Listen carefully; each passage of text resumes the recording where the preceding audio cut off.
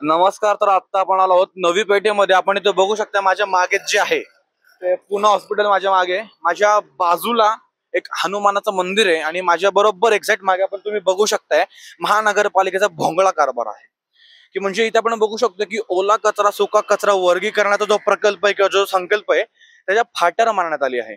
इथं पहिला प्रश्न असा उपस्थित होतो, ही जागा जी आहे ती महानगरपालिकेने कचरा टाकण्यासाठी अलॉट केलेली आहे का?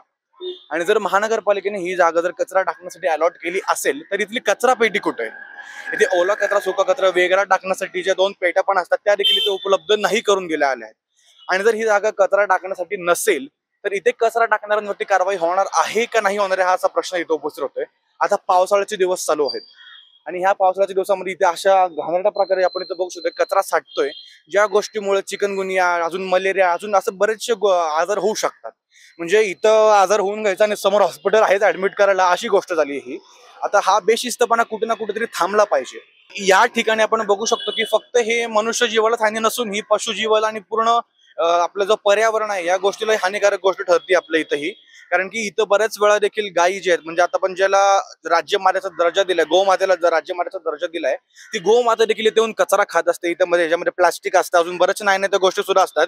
ती गोमाता खाते आणि त्या गोष्टीमुळे तिला तिच्या जीवावरती देखील ही गोष्ट बेतू शकते. कारण की आपण ह्याच्या आधी पण बघू शकतो बऱ्याचशा गोष्टी अशा घडल्या त्याच्यामध्ये प्लास्टिक खाल्ल्यामुळे गोमातेचं पोट फुगून गोमाता तिकडे मेलेली आहे.